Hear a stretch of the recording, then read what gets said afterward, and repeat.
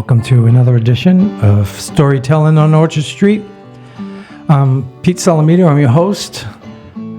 We are in the podcast studios of P&T Knitwear Bookstore, 180 Orchard Street. It's a great bookstore.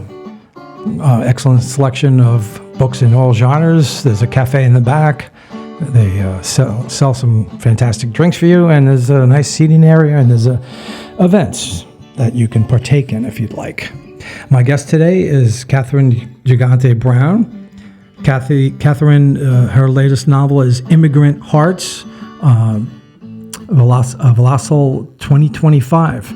Her previous 7 novels are also published by Velocil, including the L Trilogy from 2012, The Bells of Brooklyn 2017, and Brooklyn Roses 2019, Different Drummer 2015, Better Than Sisters 2019, Pete and Carol Go to Guatemala 2021, and Cry of Silence from 2023. Her essays have appeared in the Italian Journal of Wine and Food and Essence. Mom's Egg Review and Spill Words have published her poetry.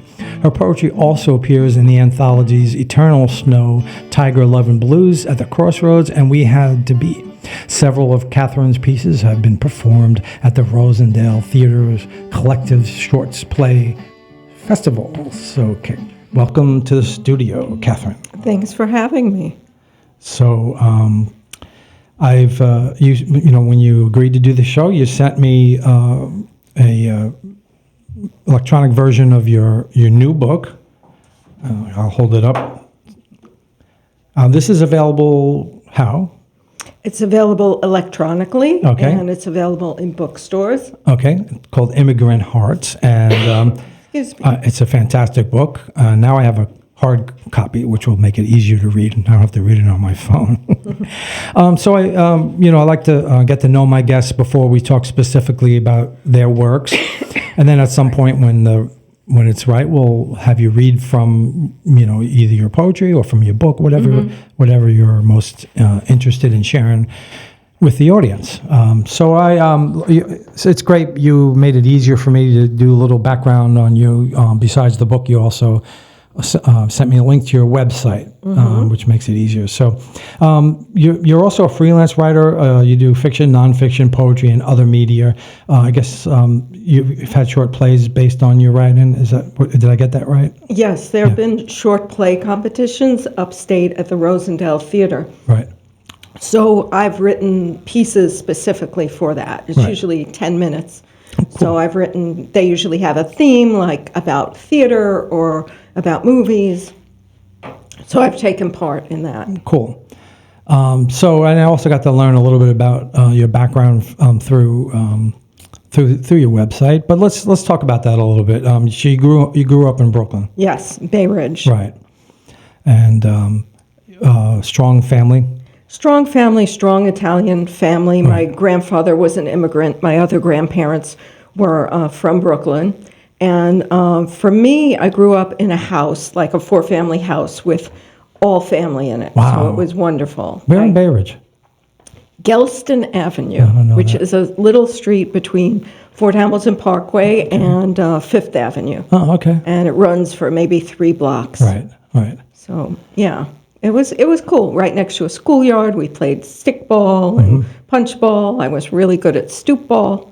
There's a couple of things that I read in your list on the website of things you've written that I feel a real connection to. The one about the all-day sauce for Sundays, right? Sundays. I really enjoyed that story. Thank you. And it's funny because maybe I'll read it later. I printed it. I usually like to read at least 1, maybe 2 poems that I feel might have a connection with the author in some way.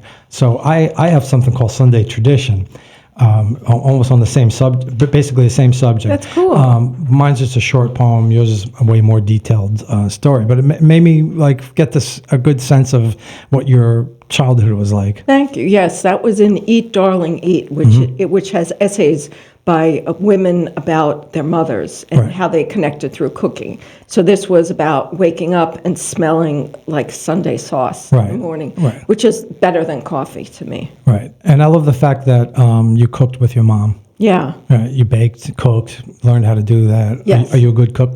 I'm very humbly, I think I'm pretty good. Right. I'm not a chef, but I'm like a very simple, like home cook, Right. I guess. I don't want to jump all over the place, but you also learned how to make red beans and rice from your... Yes, from my grandmother, from my husband's grandmother, Right. who was born in Cuba. I enjoyed that story, too. Thank you. You know, it's funny because it's hard to learn from old school, like relatives or old school cooks because they didn't write stuff down. No, they don't measure. And they don't measure most of it usually either. Right. My grandmother would say, just stir it until it's nice. Right. So, yeah, so why do you think your beans didn't come out the same way? No, I don't know. I have a theory. I haven't done it for 60, 80 years like she did. Right. But I also think it might have been the sausage. Could have been. Right? Because that could have been a key ingredient, and that sausage just might have tasted different than the one you buy. Could have been. That was my theory as a chef. I think they also leave something out. On purpose. They don't want it to be as good. They want it to be good enough that you know. Exactly. Right, but they don't want it to be, it could be that. I also got from reading about you is that I guess, you were sort of a unicorn in your family in the sense that you love writing. Yes. They probably wanted you to be something else like a secretary. A secretary was a good job, not anything against right. administrative assistants, but, Right. My family kind of didn't know what to do with me. Right. Somebody who wrote and read a lot, and I took so many books out of the library, I thought I was going to get yelled at. Right.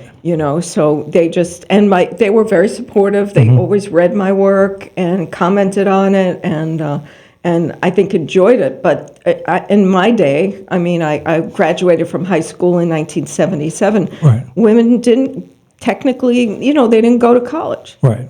So I was the first of the grandchildren to graduate from college on one side of the family. What college did you go to? I went to Hunter. And studied writing. Yes, creative writing Right. and film. Right. And film too. Yeah, Awesome. and I was very lucky because one of my professors was Audre Lorde. Oh, I read that one too. And I was like, That's a great. I didn't know who she was. Right. That's a great. I like your writing, and I'm glad I got to know a little bit about you beforehand. Sometimes people come here, I don't really know them that well, but that was also a great essay. And we've read together too. Thank you. Yeah. Yeah.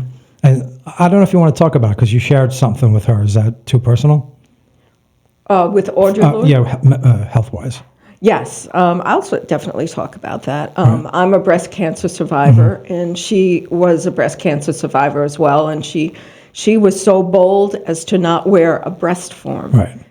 One side of her chest was flat, and she was brazen about it, and I just loved her strength and her conviction, and she also wrote a book about it, the Cancer Journals. Right. And she was great. I love the fact that in the beginning you didn't get her, and you didn't think she got you, and you were stubborn, and you didn't like the criticism. She told, because I was used to people saying, "Oh, you're such a great writer. Oh, that's so great." Yeah, you don't learn from that. Though. Yeah, right. But she would tell me to do rewrites, right. and I would say well, that's just the way the poem came out. Right. And she would say, a poem is not a bodily function. Right, or it soup. It doesn't just come out, Right. I love that. That's not a bodily function. But that must have had a big impact on you, long term as a writer. It did. Right. It really did. I learned later on how important she was. Right. I maybe didn't understand it at the time. I got an A in her class, and right. We came to an understanding, and I listened to her, and she listened to me. I don't know why. It just reminded me of Bootsy Collins. So he played as a kid. It was like a high school, or he was 18 or 17, and he played with James Brown. And James Brown was notorious for being critical and really, hard on his musicians, to the point where his original group quit. Well, they were also mad that they weren't getting a share of the profits. Right.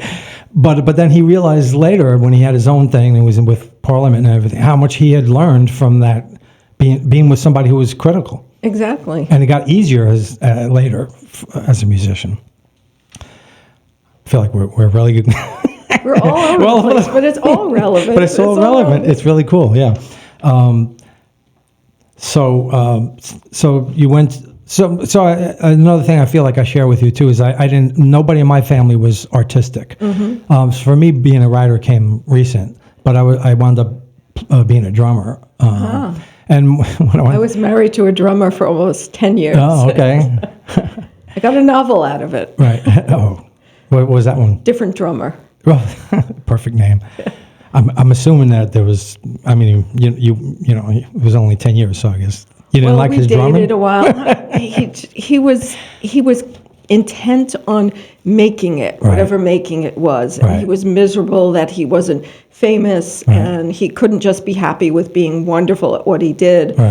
So I created a character based on him, female singing drummer, trying to make it in the 70s. Oh, I gotta check that book out too. And I changed it around a lot so that he wouldn't sue me. I don't know if he's ever read it. Right.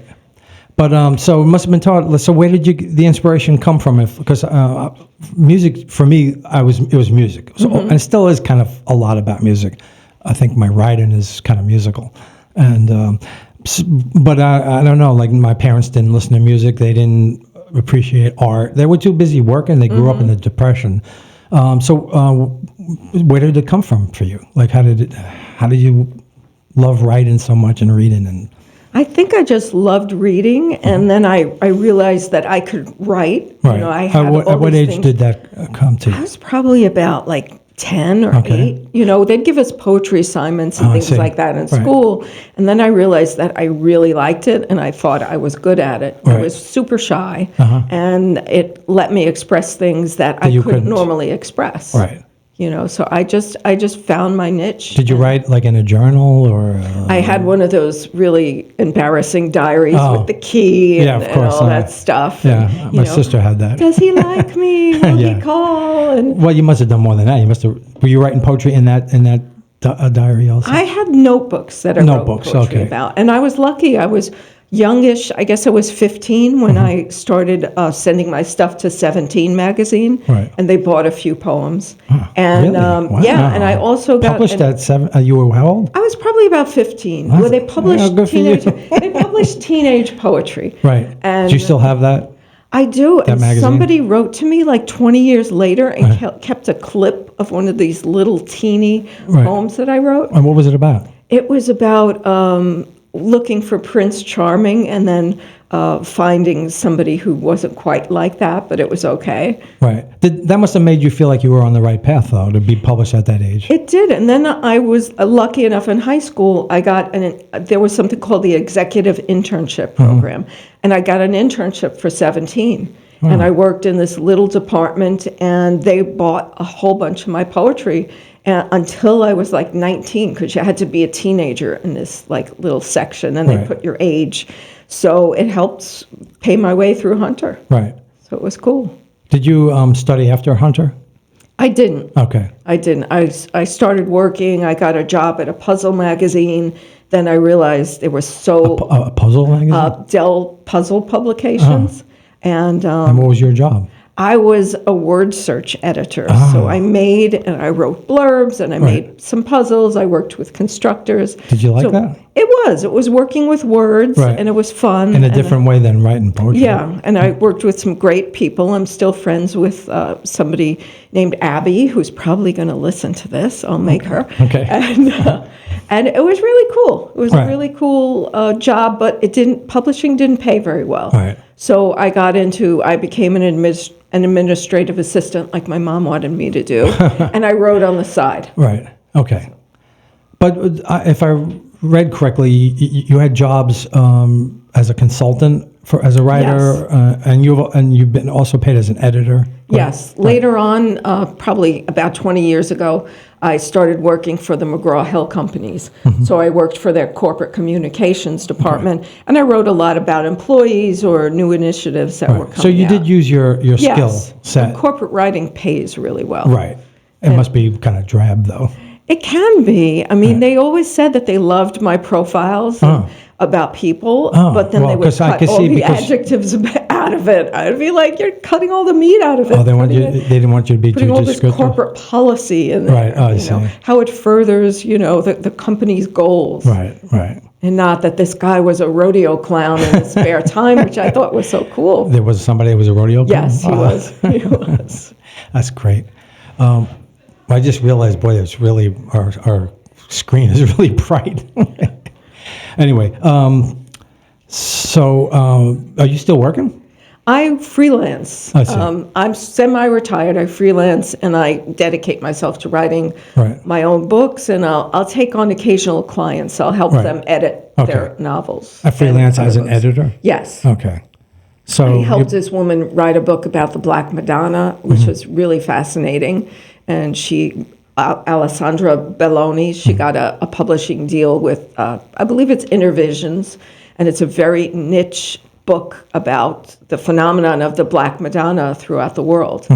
And I've helped people write novels. A woman named Maggie, I helped her write, she's a Polish immigrant, so I helped her write about her experiences in the United States coming in. when you say help, how does that work? Like they have ideas, they might have stuff written down, and you just kind of help them formulate it more? Yeah, or? well, they'll give me a manuscript. Right, okay. But for Maggie and Alessandra, English is not their first I see. language. So I'll, especially for Maggie, I helped her with spell things correctly. Right. I edited. I didn't do a lot of the writing. I see. would elaborate on things. I know what people meant, and I would just elaborate Right. and help them express what they wanted to say. So we're pretty far into the show. You want to read something, and I we'll will. get back to chatting? I will. At this age, I don't need my glasses to read, so I have okay. to take them off. Right. So this is something I wrote a few years ago. You know, immigration is so much in the news. Right. And I was just moved to write this from stories people told me about their families' own immigration stories, like my friend Jay and his mom, how she came to the United States, and my friend Joanne posted something really wonderful. So this is called I Am, and it was previously published in something called Broken Cassette. And it's for Jojo, Jay, and Juju. I am Muslim, Jewish, Mexican, Black, Italian, Cuban, Haitian, gay, disabled. I am a refugee, a homeless vet. I am a woman. I am from shithole countries and broken down palaces. My face is all the colors of the rainbow in shades of brown. I came here from Naples on a steamship called the Giuseppe Verdi as a young man named Antonio, frightened and alone. I came here with my father as Lydia, a young girl of 11, on an airplane from Havana to Idlewild Airport. I wore a scratchy crinoline slip beneath my stiff new dress with no winter coat and saw snow for the very first time. I came here as Juliet, a young woman on a boat from Haiti. I became an American citizen as soon as I possibly could, and I celebrated that day every year of my life until the day I died. I am me, but I am also you. I am everyone who has ever yearned to breathe free. I am wretched refuse and tempest-tossed.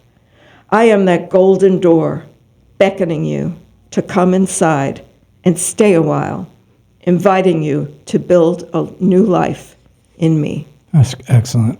Thank you. And we need to hear more of that in the current I think we climate. do. Yeah. We don't realize that immigrants really helped build the fabric of our society. Right. They really did. And I'm sure there's a percentage of immigrants today, or whether legal or illegal, that might be bad people, just like there always was. I mean, human beings can be good and bad. Unfortunately, now they're being,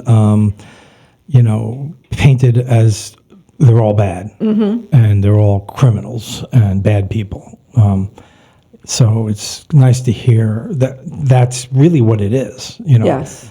That whether people are coming here, most people coming here are just coming for a better life. They had a bad, whatever their situation was, where they were coming from. It takes a lot of guts to move to a new country, especially not knowing the language. Like I worked with somebody who moved here by herself as a teenager from Ukraine, and I was like, wow, that takes a lot of guts. She goes, no, it didn't, because she was a teenager, I think. My My grandfather was 10. He moved here by himself. Can you imagine a 10-year-old? I can't even imagine it. My grandfather, he's the Antonio. Kids today aren't allowed to go to school by themselves Yeah. at 10. It's My weird. grandfather, I think he was 20 when he came here. Right. And there was no work. Right. He was a tailor. There was no work in his village. Right. Which is kind of the, one of your characters comes here for that reason. Yes. He lived on a farm. And yes. Didn't want to be a farmer and wanted a better life. Exactly. So that was maybe based now's on a my good time grandfather. to. So that was based on Yes. your. Okay. So Immigrant Hearts and starts off. It's different stories. Do they different characters stories? Yes. Do they meld at some point? They do. There's 4 different characters that it's from the point of view of Antonio and Luisa, who eventually meet and get married, and each of their mothers, Okay. Henrietta and Assunta. Right. And their lives some of their lives interconnect. Right. That's the first part of the book. And then the second part of the book takes place in 1940. So every chapter is a month from that year. Wow. I And can't wait it's- to get there. Thank you. And it starts with news bites Right. from the year to kind of get you in the mood. How'd you come up with that concept? I don't know. Well, different characters, I don't want to give anything away, but Right. different characters die. Right. So I was left with only 2. So Am I going to cry at some point? You might. That's my goal. Right.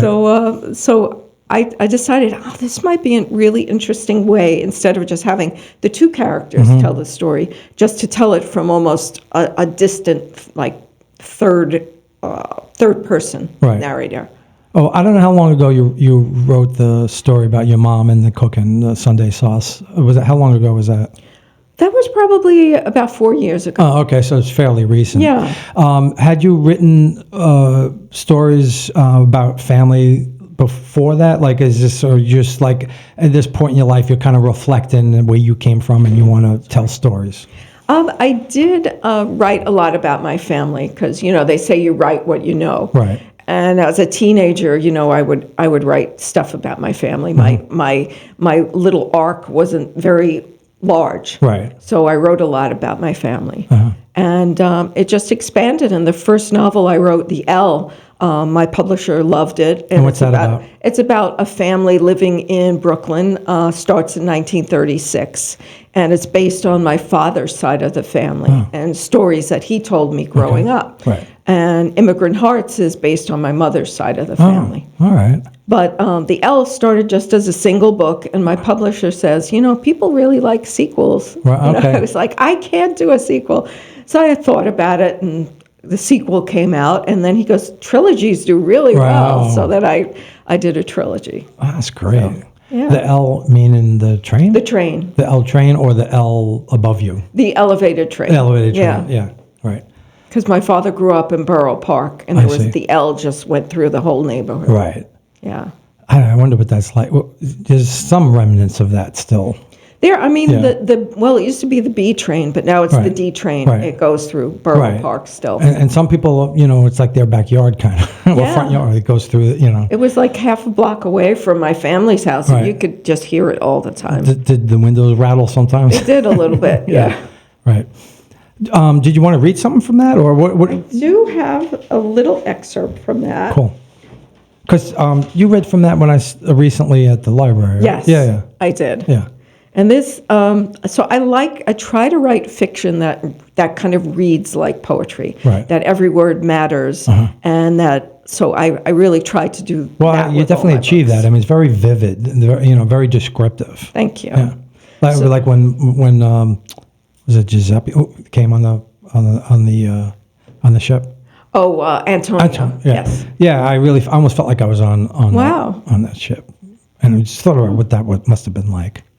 Yeah, I mean, being sick, being kind of packed in there, and never leaving home, and Not there knowing you what, are. right? Not knowing who what your life's going to be Right. like, and And the voyage is about 3 weeks if Yeah. you were lucky. Right. Yeah. So this is actually the last paragraph from Immigrant Hearts. It came out on March 15th. Okay. So this is how it goes. At first glance, my parents' lives might look very small. They didn't accomplish big things. They didn't travel very often, except upstate to Stone Ridge. Few besides the family and the Bay Ridge community knew who they were. But I think it's these supposedly tiny lives like theirs that make all the difference. It's these seemingly insignificant people who create the true fabric of our society. It's the immigrant hearts beating that make the world go on and on. They always will. Yeah, perfect. I mean, you just can't imagine what this country would be like if these, different peoples didn't come here. Right. From things like the subways. I always talk about the mosaics on the subways. They were all done by Italian immigrants. Right. And they're gorgeous, and they're still there after over 100 years. Oh, yeah. Or a lot of buildings, stonework in front of buildings, which they can't do anymore. Right. Cathedrals and... Yeah. Yes. Yeah. You were raised Catholic? Yes. Was that a big part of your life, and did it influence your writing? Well, I went to Catholic school. I didn't want to. I grew up right next to a public school. But Really? They were You wanted to go to the public school? Yeah, they were starting busing, and my parents couldn't see me being sent across the city. This little Which I understand. 5-year-old going to kindergarten. Right. So I went to St. Patrick's, and I didn't like it. The nuns were mean and scary. I went to Catholic school for 6 years, and then they raised tuition. Parents couldn't afford it. Yeah, for me it was 8. Yeah. And I wrote a book called Better Than Sisters, which takes place in St. Patrick's. I changed the name. Right. And so I kind of get back at some of the really mean nuns and celebrate some of them were the really mean. cool ones. It was beyond normal discipline, really. Yeah, it was like S&M. It was crazy. Or some kind of frustration going on there. Yeah, but there were some really good teachers, Mrs. McVeigh. Well, you have to say there was element of raising children with heavy discipline when we were growing up. Yeah, there was corporal punishment was a big thing. Right. Yeah. It's not just the nuns. Exactly. Right. And so I had a 3rd grade teacher who taught me to read and love reading books. She taught me to appreciate reading. Okay. So she would read to us every Friday afternoon from like Charlie and the Chocolate Factory or Mr. Popper's Penguins or something like that. It was just gave me this love of reading. So she was somewhat of a progressive nun then. She was. Well, she was a lay person. She was a lay teacher. Oh, okay, all right. And I mentioned her in one of my books. And there was also Sister Lucide was a really cool nun. And I give her propers in Better Than Sisters, and I even sent her a copy, and she really loved it. That's great. So you knew where to find her. Yeah, she was there was a nun's retirement home in Amityville, Long Island, believe it or not. Wow. Not just the horror. Right. But the nuns. Yeah. Well, I don't know if we're at let's talk more about the book. I was going to ask you what else is coming up for you, but let's continue on the book. I know yesterday you went to a book reading. You have a lot of plans for publicizing the book and doing readings? I love doing readings.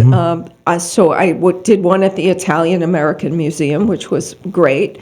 And where's that? That's on Mulberry Street. Okay. Not too far from where we are. We're on Orchard Street here. Right, yeah. And so that was a lot of good feedback, a lot of people sharing their own immigrant stories, so that was really fun. Right. And it's a wonderful museum. I encourage everyone to go. Cool. And I would love to get a reading at the Tenement Museum down the street. Yeah, it's close. Because I think it's just that's a great really museum. ties in. Yeah. Right. Yeah. Yeah. And I also did a reading in a very small bookstore in Bay Ridge, which was inspired the bookstore in Immigrant Hearts, because they do all kinds of things. They do classes for children. They do knitting classes. Well, it seems like the perfect place for you, considering that's where you grew up. And, exactly. Yeah. So I had some childhood friends, some people I went to high school with who came. And there were 20 people crammed into this little tiny... From high school? Yeah, I'm still in touch with my friends Crystal and Terry and Mary Lou. A little shout out. Little shout out to my friends. That's so good. It's very cool. Yeah. Yeah. College, you have connection with people from college? There's really nobody. I went to one person I went to college with, my friend Joe, who he was a veteran and he took part in this program where I think it was only open to vets who could go to any CUNY school. It was a CUNY BA program. Right. So he went to John Jay. He took classes at Hunter. So he went to many different colleges, and I happened to take a class with him on Mailer and Updike. Right. And we remain friends to this day, and our kids are friends. That's great. Yeah. So you mentioned you're going to be reading a feature at the Italian American Writers Association. When's that? That is on July 10th. Oh, okay. So you got some time to. Yes, Yeah. I So got some time. People write that down. It's a great reading. It's great. It's in the Calandra Institute, Right. and it's just really a wonderful venue, and it's just I just love it. Right, and Maria Lacello and Yes. and Cathy Curto. Cathy was recommended to me. Do you know Claire Moed? No. She's great. You would love her book. I feel like there's synergy. It's about her mother and growing up here in the East Side, and wow. yeah, I think we'll talk about that. I'll send you a link to it. But she introduced me to Cathy, and she was on the show here, the storytelling, and that's how I became a member of the Italian American Writers Association. Yeah. And I was also invited to take part in a reading at the Brooklyn Book Festival. The date's not set yet, okay. but it's going to be 3 Italian-American female writers writing and their books. Right. So we're going to be at the Old Stone House sometime in mid-September. That's a great place for yeah, reading. Yeah, that was really that's nice. on 3rd between 4th and 5th. Yes. Park there. That park has a lot of history too. It does. My wife, when I met her, lived across the street from there, and this is we met in '84, and that block. Almost every other building was, boarded up. There was burned crime. out, yeah. Nobody would go in that Drugs, yeah. park. And Well, you would go in there, but if you wanted to get drugs. Yeah, right. And it's funny because sometimes I talk about some of the people that I know from that it was like a bunch of artists and writers, people from, I went to Newport for a year, but a lot of people from Newport wound up on that block. And and we every once in a while we all talk about like, man, if we had pooled our money together to buy one of those homes, because now they must be worth $8 million. I mean, I have no idea. Yeah. Easily. Incredible. Right. And there's all these fancy little bars, like the Gate is right across. I think it's still there. Yeah, it's still there. Yeah. Some good restaurants in that neighborhood. Do you like the publicity part of the book, or is this, something you feel like you have to do? I both love it and I hate it. Right. Because sometimes I get really nervous. So it's out of your comfort zone a little bit. I'm not. Not the reading part, probably. The networking part? It's not. The reading part gets me really nervous. Does it really? It does. Oh, okay. I relax once I do it. But one of my friends, Jackie, who is a therapist and a great person, told me, learn to recognize the difference between being excited and being scared. Right. And I realized that I wasn't so much terrified as I was excited about it. Yeah, me too. So I have a long, I was on stage for a lot of reasons as a drummer, and I hosted a lot of events for charities back in the day. And so I feel comfortable in front of a mic, but sometimes my own stories get. So I work with a couple of guitarists, and they put music to I've my seen poetry. you perform like that. Right. It's wonderful. Thank you. But sometimes I get so intense because I feel like I'm living the stories that I'm telling. I don't know if you noticed that. Sometimes my hands will shake because I'm just like, and after I finish, I just feel like exhausted. You feel drained. I really do feel drained. Yeah. And I practice a lot. I rehearse and I read out loud. I time it. Yeah, we do. I do that too. I'm not one of those rufflers. People like waffle through I don't get that. I don't get that. Well, maybe in some ways at an open mic, but if you're a feature, you should be timing it. You should be know exactly what you want to read. I mean, you could change your mind at the day of or something. Right. Sometimes I'll bring extra and I'll say, I'm not sure about this one, and I'll change it. But anything else you'd like to read? Oh, you know what I wanted to talk to you about? The story you wrote, because again, I like when there's a connection. The story you wrote about your friend Stephen, your cousin, that had AIDS. In the 90s, I worked for a charity called Lifebeat. My job was to bring musicians to go into hospitals and long-term care facilities to perform for people with AIDS, and that was kind of like almost at the peak of the AIDS crisis. Right. And the cocktails, the drugs were just starting to make a difference. Yeah. But I was very moved about that. I don't know if you feel like talking about that, or I will. Yeah. I just Oh, It was- first, let's let people know how, because I'm referencing things that they could read. Maybe you should give out the website. I believe this one was published on Ravishly, which is online, so it's Right. an online publication. But there's a link to it on your website. Yes, Right. there's a link to my website is cgbrownwriter.com. Yeah, So you could look up, and there are links to some of my pieces. yeah, it's really worth. I'm glad that I had that link because I got to read Thank some you. really good things. From, And you read a piece about you bringing music to people with AIDS, and that really moved me. yeah. Sorry, I That did. I really forgot about touched that. me. Yeah, Yes. yeah. And so, growing up with somebody and who you kind of knew was gay, even though you didn't know what gay was when you Right. were 10. Right. And you grew up loving them and loving everything about them, and then watching them get sick and die from this illness that nobody knew what it was. It was a terrible thing, and it was hard horrible. to go. It was hard to go visit people because it could be very, hard to see because Yeah. people get the lesions and Right. I mean, I would gird my loins going to visit him. He was in NYU, and they would let people go. And in the AIDS wing, they'd let you go have lunch with them, and they were really cool about it. But I would just have to, I would try to make him laugh Right. every time. And it's tough when someone's in an oxygen mask. No, and I always did. Right. Yeah. It's not an easy thing to do because, like I said, there was a lot of visual.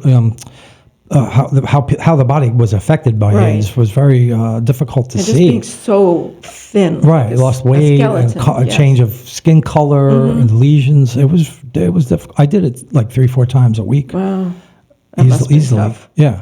But I bet it meant a lot to him. I can't think of anything I've done in my life that I was more proud of. And I met so many great musicians, and to see music in that environment and how the impact it has, and you realize, well, this was in the peak of MTV, and MTV is really not what music is about. No.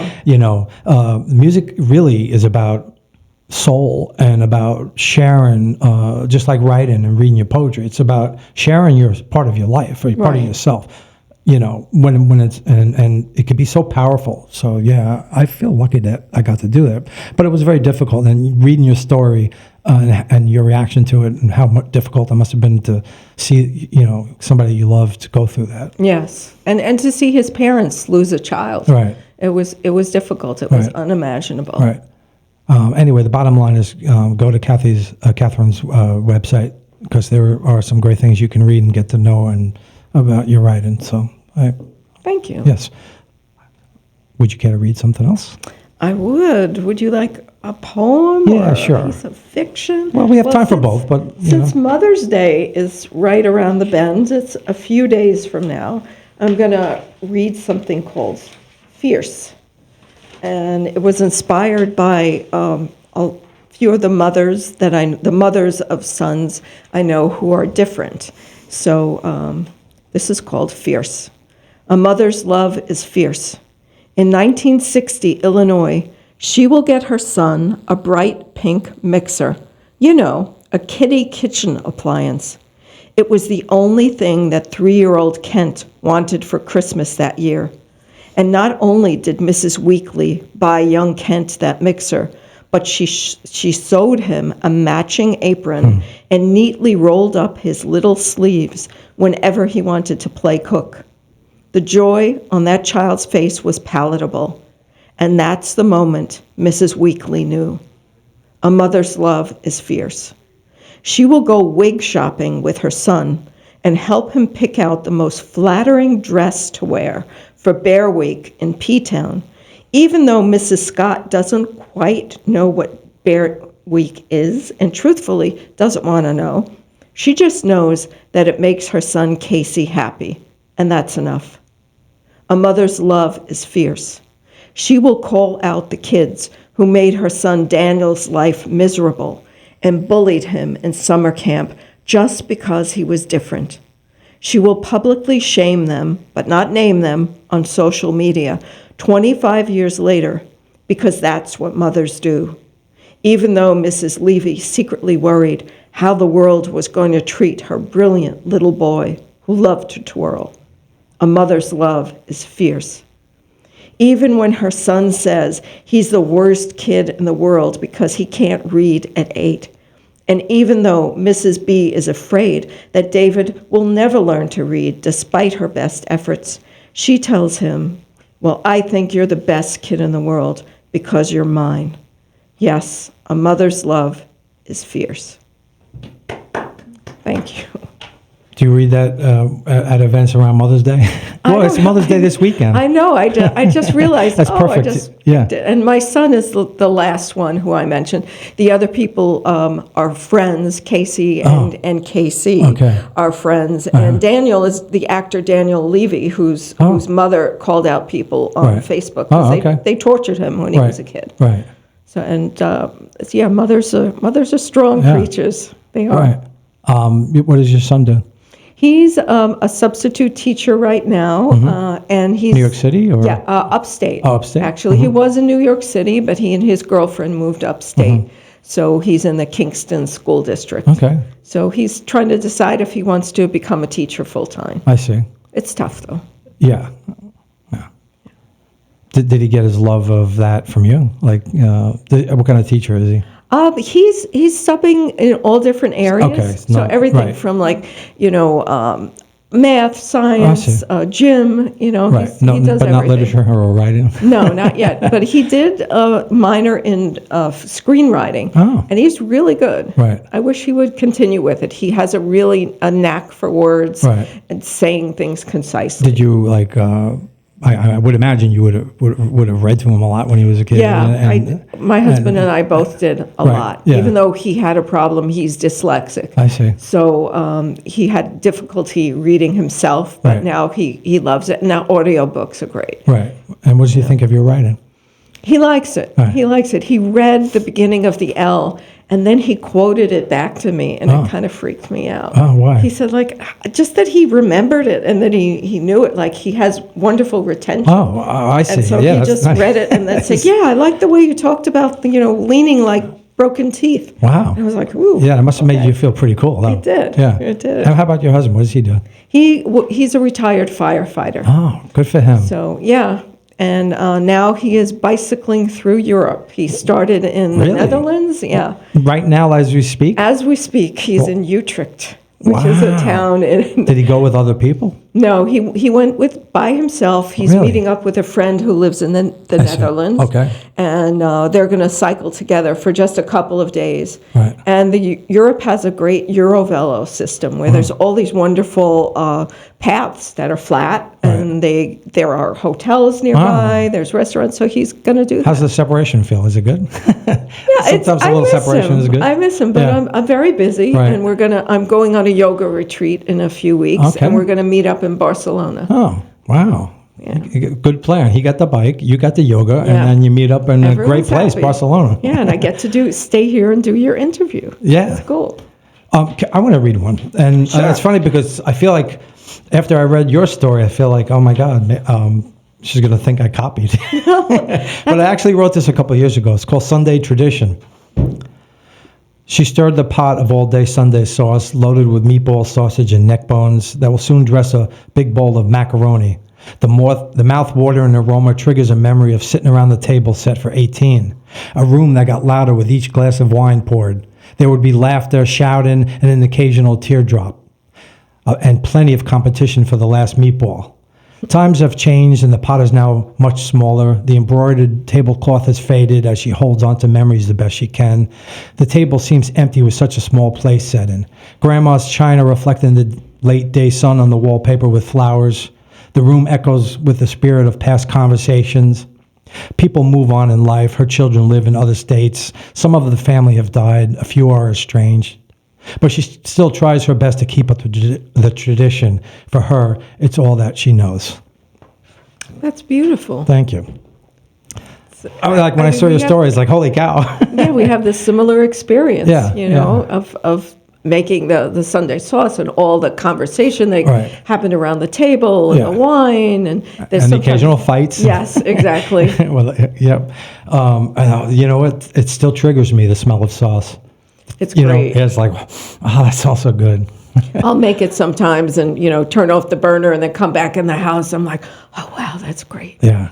Yeah, I think food and music, both for me trigger memories very deeply.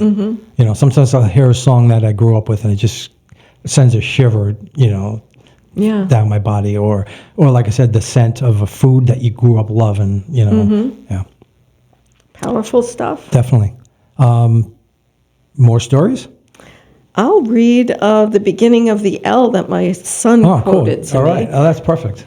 And this is the first book in the trilogy, and it spans from 1936 to 1960. They lived in a neighborhood called Borough Park, only there were no parks, just rows and rows of wooden houses, tiredly leaning against one another, as wearily as the people who lived inside them. The sidewalks were cracked in many places. The cobblestones paving the streets were uneven and coming up in spots, tipping to one side or another like loose teeth. The weather did that. The endless snow in the winter, the rain that came down in dirty rivulets in the spring and autumn, the summer sun that pounded down soullessly, making the streets themselves steam and stink. But the L rose above it all. Yeah. Your body of work is really strong in so many ways, in family, tradition, Brooklyn or New York City. You have a great catalog, and you could do so much with it, really. Thank you. I would love to have pieces picked up by Netflix and do miniseries. Yeah. I was asked that in one of my last readings, like, why aren't your pieces, on Netflix? Right. I would watch it. Well, I mean, I could see this book, I haven't read the other books, but what I've read of this book, I could see it being a movie or a series or.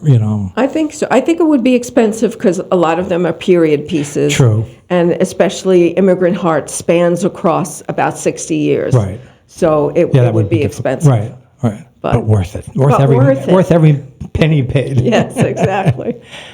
Do you write poetry kind of as a artistic break from what I would imagine would be the rigors of writing a novel like this? I think poetry is kind of a quick fix. Right. When something comes to my mind, somebody tells me a story or you hear a something line I get somewhere, mad about. right, Yeah, sure. I'll write about it. Right. And it's instant gratification. Yeah, it is. Right. It is. Even though we craft our poetry and we work on it over and over again. Right. Audre Lorde taught me that. Yeah. But I think it's poetry is a wonderful way to express yourself. Right. And in a short amount of space. Yes. Yeah, or words. Yeah. Yes.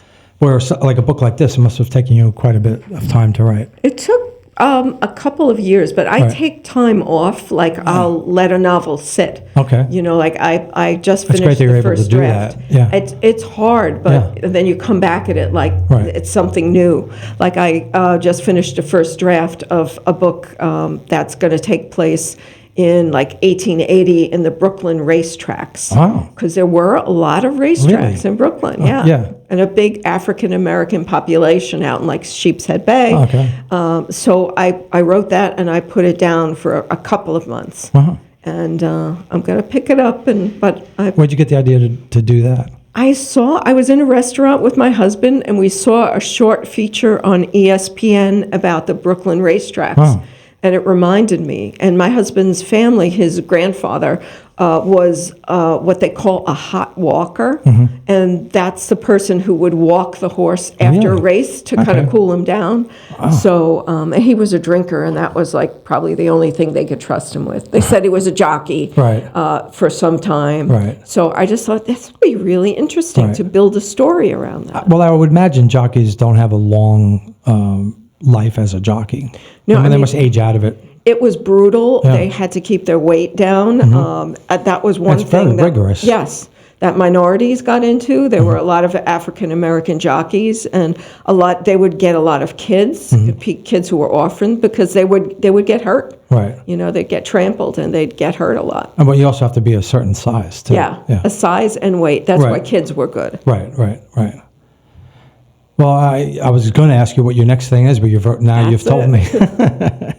But I would imagine you want to let this linger, like you want to let it breathe and read from it and do what you're doing with it for a while. Like it's no, Right. I don't think you'd want to rush writing something right away, would you? No, I try to get a novel out like every 2 years, and the other drafts take a lot shorter time to go over. I sometimes go over like 5 drafts Right. of a piece, sometimes more. So you have to be very disciplined when you're doing it. Yeah, I mean, I get up in the morning and that's what I That's do. the first thing you do. Yeah. Right. What do you do before you start? What gets you going to write? A cup Coffee. of coffee. A cup of coffee. And how do you make your coffee? I do like the regular So many ways drip. of doing it now. The regular automatic drip. Right. I usually get Union Market's Brooklyn Morning Blend. Did your mother make the percolator? She did. She drank like instant coffee because my father was a tea guy. Okay. So she drank like instant, the Well, crystals. I think we had instant coffee in the house, but my mother always had the percolator. Remember those old? Yes. Well, they still make them, but I don't think too many people use them anymore. But No, but they say that's like the best cup of coffee. you know what? I don't know if she lost her touch, but later in life, her coffee wasn't very good. Me and my wife used to joke about it on the way home. It was like, oh, I don't remember what it tasted. But coffee, like, it was always on the pot, on the stove. I mean, my mother was drinking coffee all day long. Right. My grandmother made the Cuban coffee in that little pot. Yeah. Really strong. Right. Good Cuban stuff. coffee is really Yeah. strong. Yeah. Do you like exercise first, or while you take breaks and go outside? Well, like, because it could be hard. How many hours? Like, you must spend hours on it when you're writing a novel. I'll do my yoga stretches in the morning, and then I'll get to writing. And one of my professors said that you shouldn't sit down and write for more than 2 hours. Yeah, I would imagine. Because then you get tired. I mean, you could get up, take a walk, take a break, and then go back to it. I think you would have to. Yeah, and then you think everything's good or everything's bad. Right. So you need a break. So you probably need to clear your mind a little bit and also get a breath. Yeah. Yeah. And I think, it's little by little. Right. Sometimes you write a paragraph in a sitting. Sometimes you're working on, 3 or 4 pages. Right. But it's all good. Right. Well, I'm impressed with you. As someone who really never wrote, and I'm amazed I even do what I do. I don't know if I would ever have the discipline to write a novel. I think if you take it slowly and take it, I tell people, it starts with one word, and one sentence, one paragraph, and a page, and then, you get to the point. I think Hemingway said, you write one true thing, and then you excuse yourself. You're able to leave the desk. But the thing is, when you write that one true thing, you don't want to get up. Right. You want to keep writing. Right. So just write one true thing. I do have a short story. It was based on a series of poems based on, I should say this. It was based on if Jesus and Satan were actually, doing what they do as, but actually as living on here. Mm-hmm. Like their jobs, Jesus' job was to save souls and Satan's was to take them. But they were, like Jesus would get up and go to a local cafe before he went to his job. Right. And it's really good, but I don't like the ending, so I have to go back to it and figure out how to because I like it up to the ending. But it was originally just short pieces, and I decided to tie them together and see if I could make a short story out of it. But I'm stuck on the ending.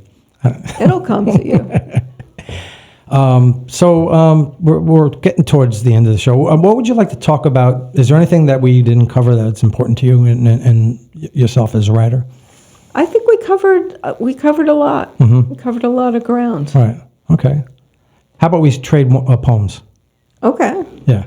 Because I do want to read one because you seem to like it, so I want to read it. You commented on it. All right. On Facebook. I'm trying to decide. Okay, this one we talked a lot about my Cuban grandmother. Oh, cool. So I'm going to read a piece that I wrote for her. It was actually word for word a conversation she and I had. Really? And I asked my Aunt Lucy about the pearls she talks about, and she didn't know this story. This was before Lucy was born, before my mother-in-law came to this country. So this is called String of Pearls. And it's for Raquel Martinez. Nice. And it's written in her voice. Oh. My husband bought me a string of pearls, bigger than the ones you're wearing now. We were strolling along Lincoln Road in Miami Beach, which was lined with jewelry stores back in 1946. When Enrique and I stopped to admire a pearl necklace in a shop window, he asked me, "Do you like it?" I told him, "Oh yes, it's very beautiful." Then we walked on. He was a merchant marine, your grandfather, and soon was on a ship, sailing away from me. But little did I know that he had bought the pearl necklace before he left. He slipped it to his best friend to give to me on Valentine's Day, which was less than a week after we had taken our Lincoln Road walk.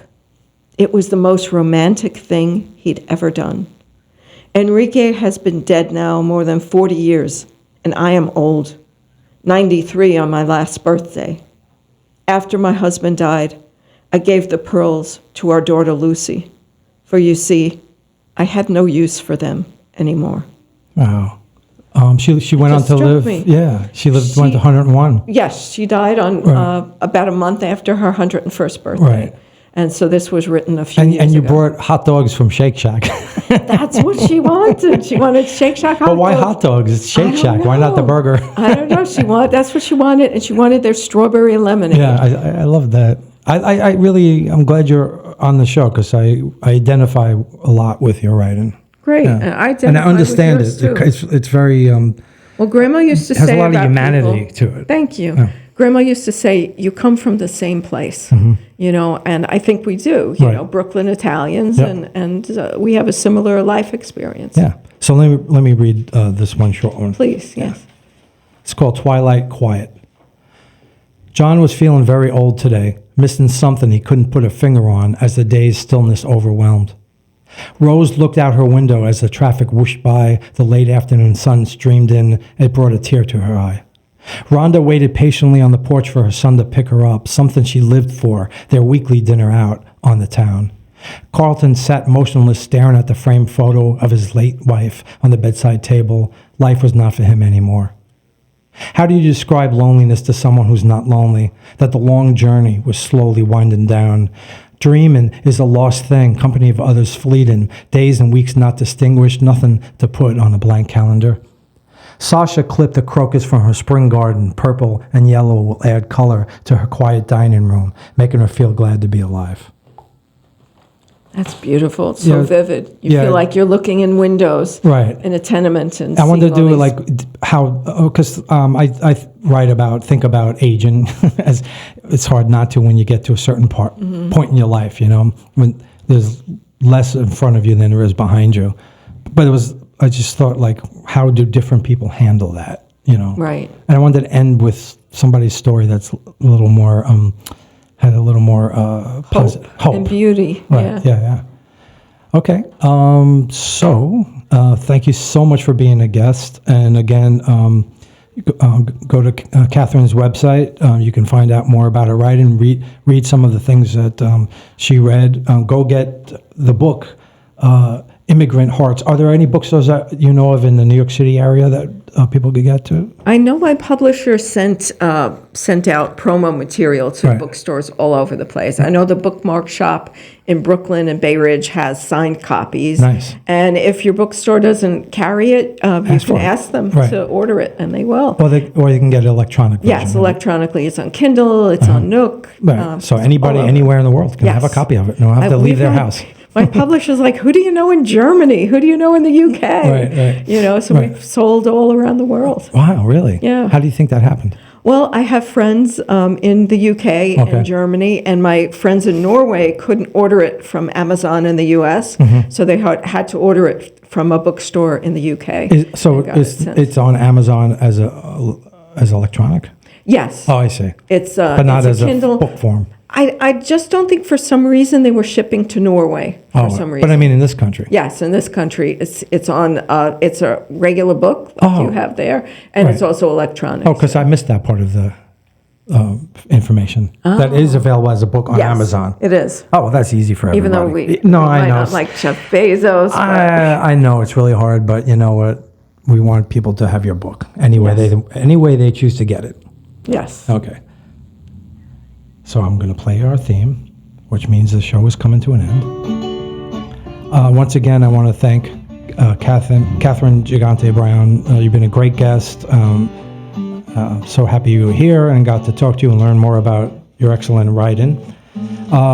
This is Storytelling on Orchard Street. I'm your host, Pete Salamita. I'm delighted that you made it this far, viewing or listening to it, however you're taking it in. And until the next time, go write or read a book or a poem.